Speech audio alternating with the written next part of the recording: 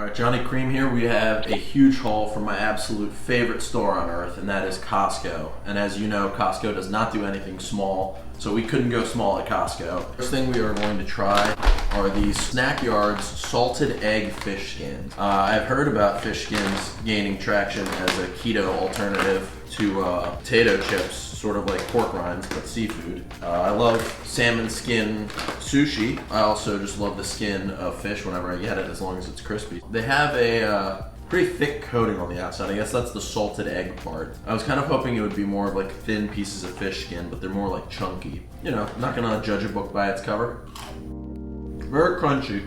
Nice fishy flavor, but not overwhelmingly fishy, which is crucial. Decent bit of salt. I think I would like it if it was a little less coated in this salted egg batter or whatever it's in, but yeah, really tasty. They're definitely not an alternative to potato chips in terms of it being low calorie though, so that is something to watch out for. Still have a decent amount of carbs really. They are definitely not low fat, but they do taste good. Now we have some late July jalapeno lime corn chips. These I have had before. They are fantastic. I love these. They're great on their own. They have enough of the jalapeno lime flavor to make it not be too bland, but they are even better when you pair them with dips, which is why I have some buffalo chicken dip and tuna deluxe dip. I know that's a weird combo, but I love tuna salad. They're like Cool Ranch Doritos, but a little less artificially tasting. Like you taste actual corn. But honestly, that's the flavor I get reminded of the most. But then it has a little bit of a kick. There's actually not as much lime on here as I want, but these are still fantastic. All right, so now we're gonna dive into some of the dips. The first one up is this buffalo style chicken dip, which has actual chicken in it. It looks pretty blended smooth though. It doesn't seem like it's very like chunks of chickeny. Yeah, it's very creamy looking. There are indeed chunks of chicken. It's just hard to see until you start digging in. It's so creamy, and yet somehow it's only 60 calories per serving, which for comparison, the tuna is like twice that. And I mean, I know the tuna one has a lot of mayo in it, but this is like this creamy, cheesy buffalo dip. That's delicious. I definitely recommend that. You can serve hot or cold, so I'm gonna have to try this hot too. It is very hot. I can barely touch the sides. Just gonna give it a little bit of a mix. Definitely heat it up. You can feel by how much looser it is. I actually really enjoyed it cold. Gonna have another chip here to block any spillage. It's very good both ways. All right, no, it's definitely better when it's hot, but it's still very good when it's cold. If you're feeling lazy, this isn't one that you have to heat up. Buffalo chicken dip, delicious. Now we're gonna move into the tuna deluxe dip. Yeah, so I'm gonna try this with some of these late July chips. I think where it's really gonna sing is when we pair it with some of the pesto focaccia. All right, so this one looks like it's kind of like, almost like a tuna and mayo mousse. It's very smooth. You can still see some of the tuna fibers, but it's very much been blended into a dip here. It's good. It tastes like good tuna salad. I think it will be better on bread with some pickles, because this is really just tuna and mayo, and it's a little too smooth, and I want some of the fresh crunch of a pickle or some onion or something. Next up, I'm gonna put it on focaccia with some pickles. It's very soft with a little bit of a crust. You can see they didn't skimp on the pesto either. Pillowy. Definitely rich, because you can feel it's pretty moist. It's not dry. So it's kind of cut into these strips already, so I'm just gonna cut one strip. Yeah, I mean, good smooth crumb texture. Got some good topping on it. Take a quick bite now. The topping is a little salty. I'm not getting pesto so much as just pure salt. Good texture, but I definitely like my pesto a little bit crunchier. I think when I heat this up later in the oven, it'll be better. But still, a little weird that it's so salty. Right, so now we're gonna try out this tuna on the pesto sandwich. Open up that pesto focaccia, and you get a good scoop of the tuna dip. This is pretty thick bread, so I think maybe a little bit more. And then I love pickles with tuna, but what I really love are the bread and butter pickles, and with spiciness, you know, it's just even better. We're gonna snag a couple of these. And this was the element that I thought was kind of missing from the tuna. Kind of just needed something like this. That looks pretty good. The pickles are really making everything right now. It's the only element that's not really like soft, squishy. It's providing the only crunch, and it's also the only part of it that's sweet and tangy at all. Focaccia is more starchy and soft and bready and a little bit rich. And then the tuna is obviously a lot of mayo. It's more like a heavy savory flavor. So you're totally missing some sweetness and some acid, and that's what the pickle provides. Also counters the saltiness of the focaccia. I like both the tuna and focaccia so much more in this one together with the pickles holding it together. All right, diving into the Costco wings now. They're not buffalo wings. They don't have buffalo sauce on them. They're more like a seasoning that kind of smells like taco-y. And it tastes a little bit taco-y. I heated them up in the oven again because they were refrigerated before, and now they have crispier skin. It's pretty good. It reminds me more of like grilled chicken than like a wing, really. It's kind of got a spice rub on it. And of course, every wing, no matter what type, you can use some blue cheese. Works pretty well with the blue cheese still. I still like buffalo wings better, but in terms of wings that you buy in the refrigerated section of a grocery store, these are very solid. Especially considering I just reheated them in the oven. And it kind of tastes like it was just off the grill. Look how baby this little drumstick is. It's so dink. This came off of like a clearly like 3-month-old chicken. Right, next up, this is braised lamb in a rosemary mint sauce. And these lamb shanks, oh man, are they fall apart tender. It's literally just like the best pulled pork ever texture, where you don't even have to use a knife or anything to cut it. Oh my God. The lamb is still flavored so richly. Sometimes you have lamb and it doesn't taste that different from beef or another meat. It doesn't have that really lamby flavor, but this definitely has some lamby flavor to it. Even though it's super hot, I want to dunk it in some of the rosemary mint sauce. I didn't really taste much of the sauce. I really just tasted lamb. It's just all so melts in your mouth. I'm really getting some saltiness more than anything. Maybe a little bit of background of rosemary from the sauce. I don't taste the mint. I think that this would be best if I had some element of freshness. Maybe not necessarily some mint jelly, but some like mint chimichurri or something like that. Now I'm gonna try dunking some of the pesto focaccia in the lamb sauce. The scarpetta, when you dunk the bread into the sauce or clean up your plate with it, always one of the best parts of the meal. That's pretty good. The sauce is pretty fatty. There's a lot of fat from the lamb. Pretty tasty though. Definitely like significantly better quality lamb shank than I would have imagined I could get just reheated in my own home as a prepared food. Very tasty lamb flavor. Pair this with some chimichurri or salsa verde or something and you really got something. Now we're diving into some potato and cheese pierogies that I pan fried to a nice golden brown. They're in this delicious onions and garlic and butter sauce that I basted them in. So I mean, it's potatoes and cheese inside of a dumpling covered in butter with onions and garlic. And then I'm even gonna add some sour cream on it. So there's about 20 different kinds of trans fats in here. YOLO. The pan fry really gave it a nice crispy texture. And I love the sweetness from the onions with the richness of the butter. These are really good. I mean, I had no doubt that they would be. There's not a single ingredient here that could taste bad, but I'm still impressed. Get a little more of the onion. Just put a little bit of sour cream on top. Not that it really needs it, but won't hurt it.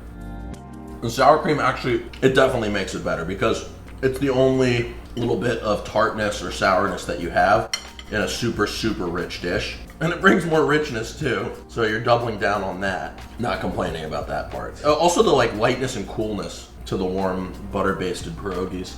It's like mashed potato raviolis in butter, onions, and garlic with sour cream on top. I mean, of course it's going to be good. And it's from Costco, so it's just like across the board. Very, very delicious. We have some hand-wrapped shrimp wonton with Japanese-style ramen bowl. These were frozen, and I just added water to it and put it in the microwave per the instructions. So first I'm gonna taste the broth, which I am a little bit skeptical of just because there was no seasoning packet or flavor packet or anything. I just dumped in water as the instructions were. Not that you want like a super strong, rich tonkatsu broth with shrimp wontons, but okay, it's very plain. It's nice and clean though. But I think just maybe a touch watery for my taste. I would want a little bit more. When I have wonton soup, I generally do want it a little bit more than that. Has a little bit of an oniony, garlicky flavor in the background though, which I like. Now let's test out some of the noodles. Little bit squishy, not as firm or chewy as I like them. Decent flavor, but again, the broth isn't very strong, so some long noodles too. And then there's little pieces of broccoli, which look really fresh, actually. Really good flavor, actually. Really enjoy the broccoli. It's a bit mushy, though. I just wish it had more of a snap and crispness to it. Oh, The wonton must be pretty mushy too because it's falling apart a little here. The shrimp is nice and bouncy. Overall, it's pretty good. It's just a bit bland. Wish things were had a little more crunch or snap to them. The flavor's pretty solid. Definitely could use some chili oil. I just, want a little bit more zing and zest. And also it's a little mushy where stuff's starting to fall apart, so.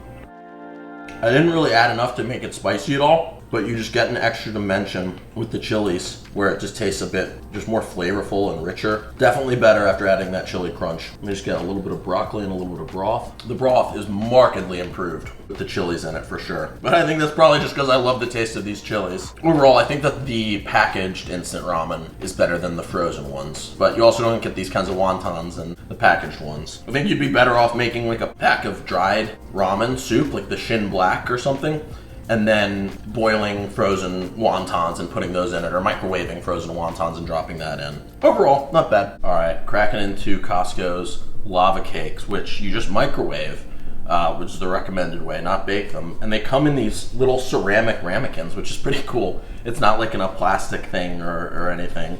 So these are like definitely reusable and perfect size for chocolate lava cakes you make at home. It has a very molten center. Molten! And the cake on the sides, it bubbled over in the microwave even though we put it in for the recommended amount. I don't know if we just have an overpowered microwave. Got a good ratio here of lava to cake. Still very hot. The cake is a little bit mushy, which I think is from being microwaved. I generally like the chocolate lava cakes that kind of have that little bit of crust on the outside, that once you break through, you just go into like super soft cake, which this is just the super soft cake. And then obviously the lava. Pretty decent chocolate flavor, but not as rich as I want it to be. I really like, and you can taste that there's like 10 pounds of butter in the chocolate sauce. This is butter pecan Haagen-Dazs. It's a little scoop, put right in the middle while it's still nice and hot out of the microwave. Oh, that looks so much better. This is like maybe the top dessert that if you eat without ice cream is a crime. Maybe it's not that lacking in richness enough. Maybe it just needed ice cream. So much better. I do wish it was a little bit richer. I wish there was a little bit more sweetness and like the crust on the outside. But for something that goes from your fridge to the microwave for only 45 seconds, 50 seconds, you have a chocolate lava cake. It's pretty impressive. I just would not make this if I didn't have ice cream lying around though. I actually love that as butter pecan because I'm getting like nuts on top. It's almost like a make your own sundae just come to life. So obviously, really delicious. It's a chocolate lava cake, but on the chocolate lava cake scale, it's pretty mediocre, I would say. But again, like chocolate lava cake scale is very different than the actual deliciousness scale. How would you compare it to a Domino's chocolate lava cake? The Domino's ones are better. They have more lava. Yeah. They have more lava, and they have a little bit more of a crust. So this is the caramel tres leches cake from Costco.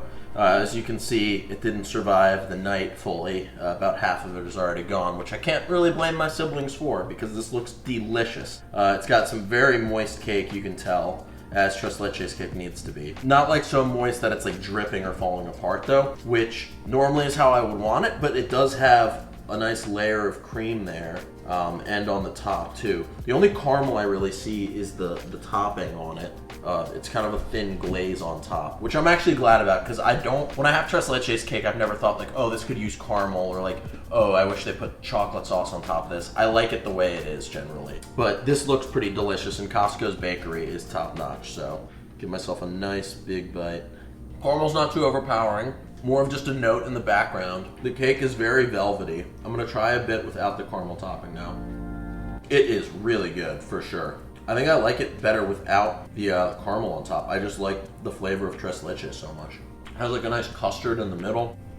Not as like good as the tres leches I've gotten from like Mexican restaurants that do it really well, or when I was actually in Costa Rica and Mexico. Still very solid, especially from a bakery, as you would expect from Costco. And this sounds weird to say, but even though the cake is really moist and velvety and, falling apart, the cake is kind of light almost. Like I'm eating cake soaked in condensed milk with custard and caramel, and it doesn't feel that heavy, which is impressive. Overall, really solid.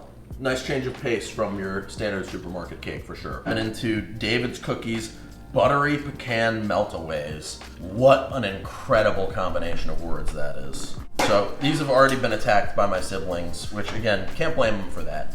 But I mean, a meltaway buttery pecan cookie is exactly what the doctor ordered. I don't know how the cookies are even intact sitting in this and like surviving the car ride home, because the second you put it in your mouth, it just falls apart. You don't need teeth to eat these cookies. Your gums would easily crush your way through them. You're chewing through it, and you get these little crunchy bits, which are the pecan pieces. And there's a good amount of powdered sugar on the outside too. That just kind of like melts in along with the rest of the cookie. These are fantastic. I love these, for sure. Extremely addictive. Hard for me not to just kill the rest of this. And I know why half of them are gone already. Lastly, we have these cookie bites by the Milkshake Factory. Vanilla, strawberry, and chocolate with a crunchy cookie center. They definitely look really fun.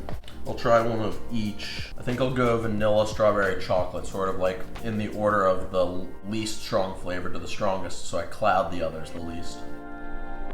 The vanilla is a little sweet. Reminds me of a frosted animal cookie, or frosted animal cracker, I guess. But I like frosted animal crackers better. The ratio is a little bit off. There's a little bit too much of this like candy coating. I wouldn't say, it's not white chocolate. It tasted more like hardened icing. I'm guessing it's supposed to be like ice cream because it's done by the Milkshake Factory. It's not enough of the cookie. I would like a little more cookie with it, not just like a ball of icing. The strawberry, I feel like I'm already tasting. It definitely like melds the strawberry flavor into the vanilla and the chocolate. I like the strawberry one a little bit more, but it's a little cloyingly sweet.